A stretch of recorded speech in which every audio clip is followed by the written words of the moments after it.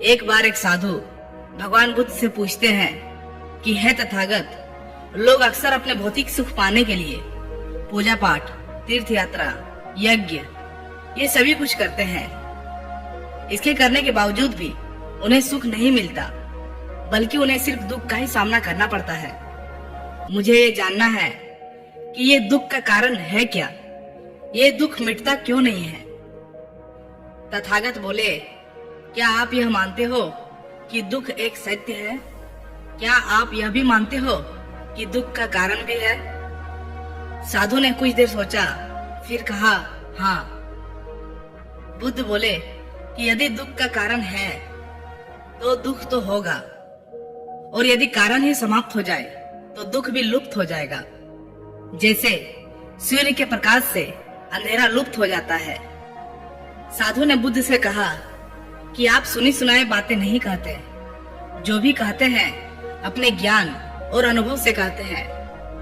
आपने कहा है कि मुक्ति पाने के लिए अपने विवेक को जगाना और पूर्ण ध्यान में लुप्त हो जाना, जिससे कि सभी मनुष्य अपने आप को और इस संसार को भली भांति समझ सकता है। परंतु एक प्रश्न है कि ये जो भी सारी रीतियां नीतियां है जो लोग पूजा पाठ करते हैं, क्या ये सारी व्यर्थ है? तब बुद्ध ने साधु से कहा, मान लो यदि कोई व्यक्ति इस नदी के दूसरे किनारे जाना चाहे तो क्या करेगा? फिर साधु ने कहा, यदि जल गहरा ना हो तो वह चलकर जा सकता है, और यदि जल गहरा हो तो नाव की मदद से जा सकता है। अगर वो तैरना जानता हो तो स्वयं तैरकर भी जा सकता है। तब भगवान बुद्ध ने कहा, यदि वह चलना ना चाहे, ना ही तैरना और ना ही नाव की मदद ले, लेकिन वो कहे कि मैं प्रार्थना करता हूँ कि नदी का दूसरा किनारा स्वयं चलकर मेरे पास आ जाए। यह सुनकर साधु ने कहा कि ऐसे व्यक्ति को तो मूर्ख कहेंगे।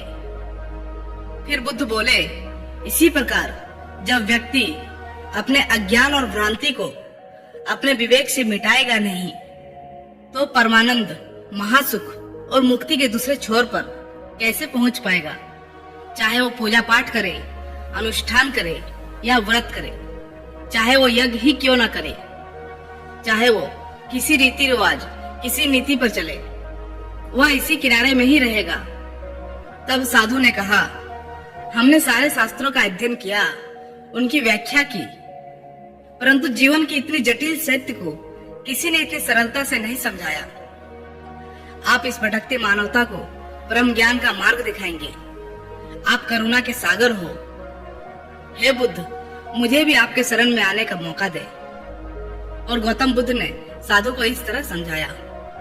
दोस्तों, इस कहानी से हमें ये सीख मिलती है कि पूजा पाठ और यज्ञ से हमें भौतिक सुख तो जरूर मिलता है, कुछ हमारे मनोकामना भी पूर्ण होते हैं, लेकिन इस भवसागर को पार करने के लिए, मन में शांति लाने के लिए, इस मरणशील दुनिया से मुक्ति पाने के लिए बुद्ध के बताए गए रास्ते पर चलें, जरूर शांति मिलेगी।